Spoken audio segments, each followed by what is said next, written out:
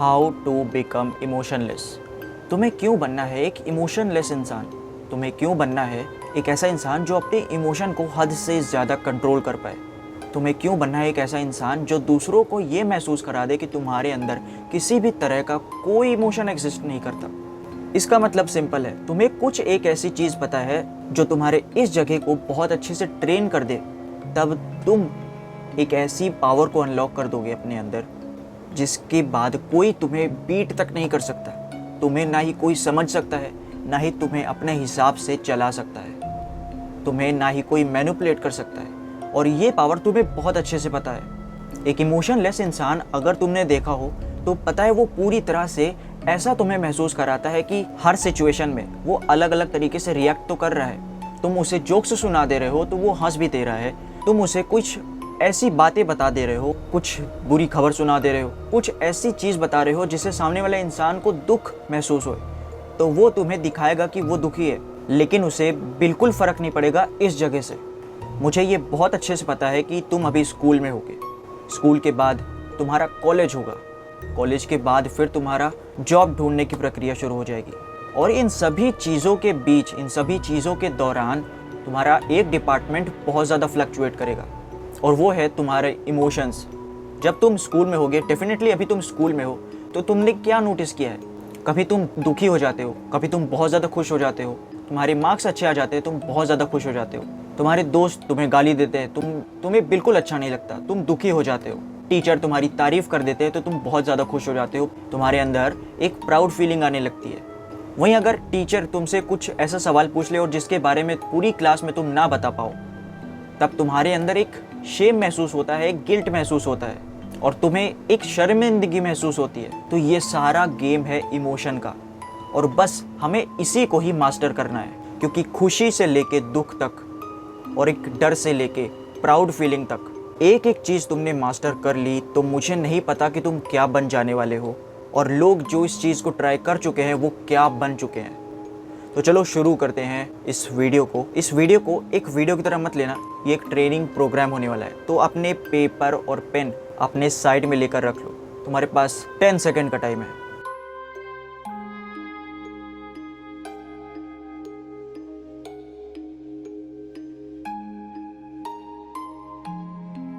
तुमने उन लोगों को देखा है जो किसी भी तरह का कोई भी एक्सप्रेशन अपने चेहरे पर नहीं लाने देते? वो कहीं भी पहुंच जाते हैं, किसी भी एक ऐसी जगह पर जाते हैं, तब लोगों का ध्यान इतनी जल्दी वो लोग आकर्षित करते हैं, बिल्कुल किसी एक मिस्टीरियस पर्सनैलिटी की तरह। उनके चेहरे पर किसी भी तरह का कोई एक्सप्रेशन नहीं होता। लोग जब उस इंसान से सवाल करते हैं तब एक छोटा सा, एक सोचा समझा एक जवाब उन सभी लोगों का, उस जगह पर मौजूद उन सभी लोगों का मुंह बंद करने के लिए काफ़ी होता है। और इस वीडियो में तुम्हें सिर्फ 4 ऐसे पॉइंट्स बताऊंगा जो इनफ होंगे तुम्हें तुम्हारी पर्सनैलिटी को एक नेक्स्ट लेवल पर ले जाने के लिए, तुम्हारे मिस्टीरियसनेस को बढ़ा देने के लिए। क्योंकि जब तक तुम अपने इमोशन को कंट्रोल करना नहीं सीखोगे, सबसे पहले तुम एक इमोशनलेस इंसान बन ही नहीं सकते। इमोशनलेस बन जाने का ज़्यादातर लोग ये मतलब निकाल देते हैं कि अपने इमोशन, अपने अंदर के इमोशन को पूरी तरह से डिस्ट्रॉय कर देना, ख़त्म कर देना। लेकिन असली बात पता है क्या है? असली बात यह है कि इमोशंस, तुम्हारे अंदर के इमोशन किसी भी तरह के तुम्हारे दुश्मन नहीं है। तुम्हारे इमोशन एक वेपन की तरह काम करते हैं, क्योंकि अगर इस वेपन को तुम अच्छे से कंट्रोल नहीं कर पाए तो हो सकता है कि ये तुम्हें भी डिस्ट्रॉय करना शुरू कर दे। इसलिए तुम्हें सबसे पहले इसे कंट्रोल करना सीखना होगा।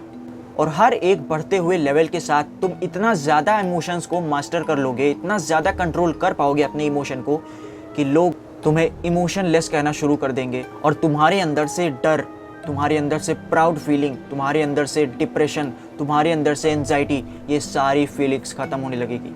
ये सारे इमोशन तुम्हारे बुराइयों को, तुम्हारे अंदर की एक ऐसी पर्सनैलिटी को जो हमेशा तुम्हें दबा कर रखता है, उसे ख़त्म करना शुरू कर देगा।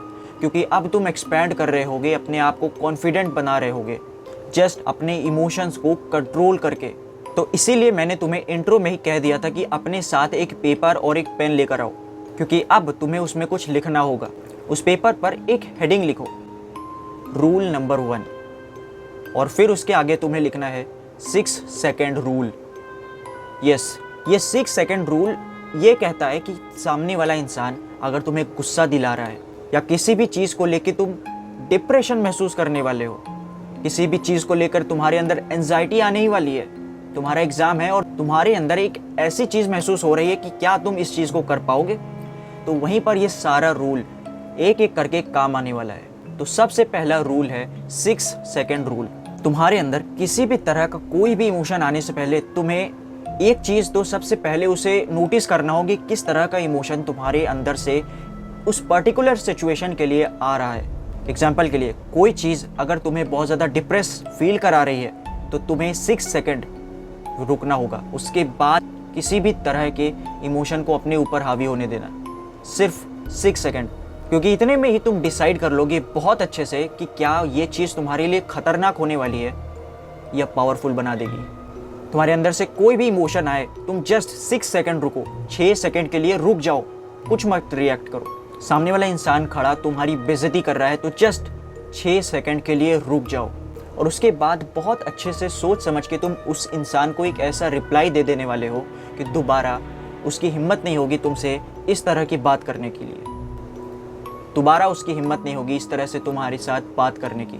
तुम्हारे अंदर अगर किसी भी तरह का डर तुम नोटिस कर रहे हो कि तुम्हारे अंदर से एक इमोशन आ रहा है जो तुम्हें डरा रहा है, एग्जाम्पल के लिए तुम्हें बहुत ज़्यादा डर लगता है ऊंचाई से, लेकिन अब तुम्हें बहुत अच्छे से पता चल चुका है कि तुम्हारे अंदर एक ऐसा इमोशन ट्रिगर हो रहा है जो तुम्हें डर महसूस करा रहा है, तो तुम्हें सबसे पहले उसे चैलेंज करना होगा। तो जस्ट उस टाइम 6 सेकंड 6 सेकंड के लिए रुक जाओ और सोचो क्या ये चीज़ तुम्हारे फ़ायदे के लिए है।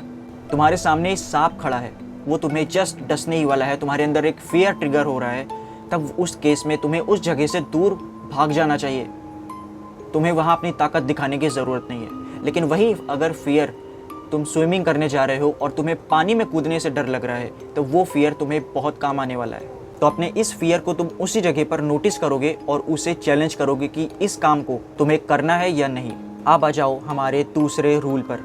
उसी पेपर पर तुम अपना दूसरा रूल लिखो और ये दूसरा रूल है 90% साइलेंस और 10% रिप्लाई। देखो इस चीज़ को समझो, तुम्हारे आसपास तुमने एक ऐसा इंसान नोटिस किया होगा जो किसी भी फालतू जगह पर जहाँ पर उसका काम नहीं है वो बहुत ज़्यादा हद से ज़्यादा चुप रहता है और इससे उसका बहुत ज़्यादा फ़ायदा होता है। तुमने आसपास तो नोटिस किया ही होगा, और अगर नहीं किया तो तुम्हें अब अपने ऑब्जर्वेशन लेवल को बढ़ा देने की ज़रूरत है। तुम्हारे आसपास लोग ऐसे हैं जो चुप रहते हैं और उस सिचुएशन को जीत लेते हैं सबकॉन्शियसली, और जब तक ज़रूरत ना हो तब तक वो 90% साइलेंस रहते हैं और सिर्फ जब ज़रूरत आए सिर्फ 10% अपने वर्ड्स का इस्तेमाल करते हैं सामने वाले को एक ऐसा जवाब देने के लिए कि दोबारा उसे किसी भी तरह का सवाल ना पूछना पड़े तुमसे। वो उनका जवाब ऐसा होता है उस 10% के हिसाब से कि दोबारा उस इंसान से कोई ऐसा सवाल जवाब नहीं करता, कोई भी ऐसा क्वेश्चन उससे दोबारा नहीं पूछा जाता, उसके एक ही शब्द को, एक ही आंसर को एक डिसीजन की तरह मान लिया जाता है। तो अपने उस फर्स्ट रूल के हिसाब से 6 सेकंड रूल था,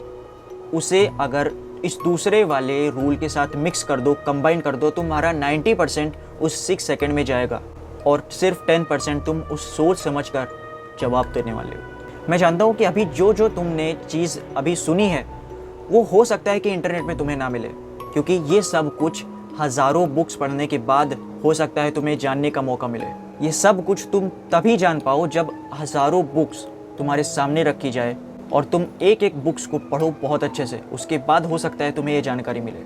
अब हम जितना जल्दी हो सके एक ऐसे पॉइंट पर आते हैं जो लिटरली इस दुनिया में लोगों को बहुत अच्छे से, बहुत आसानी से ये सिखा देगा कि उसका बिहेवियर, उसका इमोशन कैसा होना चाहिए। तो हमारा तीसरा पॉइंट है रूल ऑफ चेस।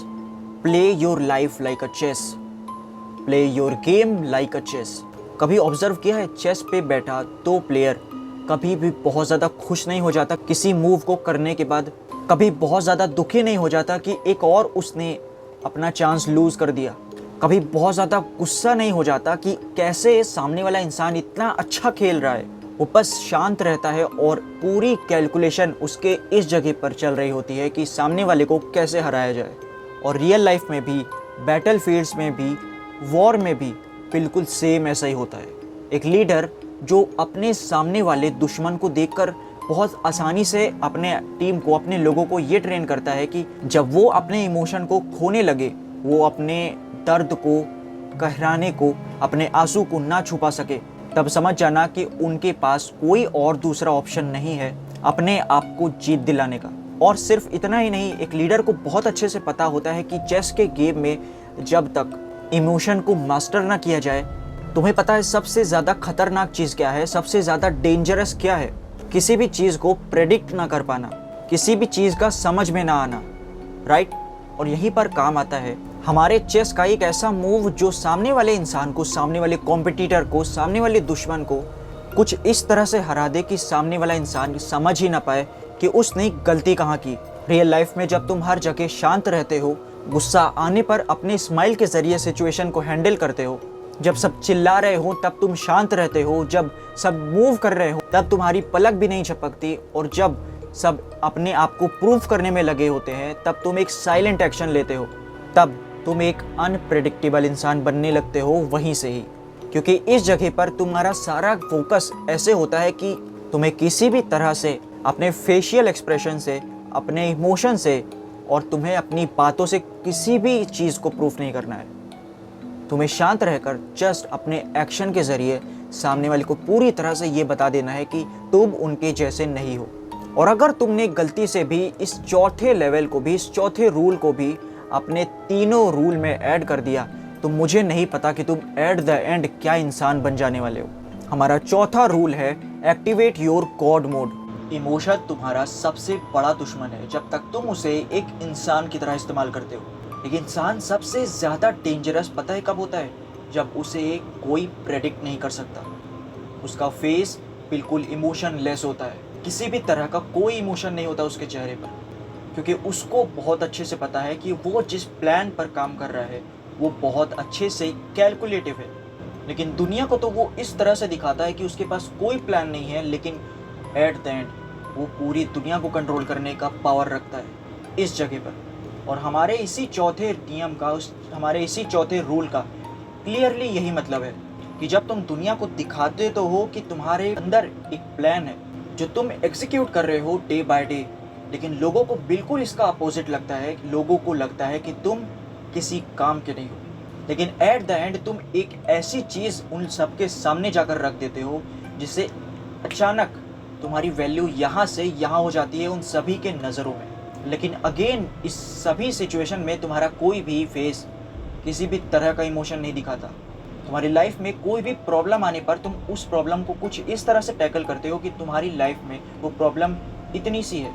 और जब तुम ऐसा एटीट्यूड अपने दिमाग में लाते हो और किसी भी तरह का इमोशन, किसी भी तरह का एंजाइटी या पैनिक तुम्हारे इस जगह को नहीं घेरता, तो तुम्हारे हर प्रॉब्लम का एक ऐसा सॉल्यूशन तुम्हारे आसपास ही नज़र आने लगता है, जिस पर अगर तुमने गलती से भी पैनिक या एंजाइटी पर ध्यान दिया होता, इस इमोशन के बहाव में बह गए होते, तो तुम्हें बिल्कुल भी नहीं दिखाई देता। जिस तरह से एक पावरफुल ओहदा मिल जाने के बाद बहुत ज़्यादा क्रिटिसिज्म फेस करना पड़ता है किसी भी इंसान को, और वहीं तुम अपना एक गॉड मोड एक्टिवेट करने जा रहे हो, तो तुम कैसे एक्सपेक्ट कर सकते हो कि तुम्हारी बहुत ज़्यादा वैल्यू करेंगे लोग। और यहीं पर अपना सारा इमोशन एक ऐसी जगह पर लगाना होता है जहाँ पर तुम अपने आप को बहुत अच्छे से प्रूव कर सकते हो एट द एंड, क्योंकि लोगों को तुम दिखाओ कि एट द एंड सब कुछ उन्हीं लोगों के हिसाब से चल रहा है, लेकिन एट द एंड उन सब को तुम कंट्रोल कर रहे हो।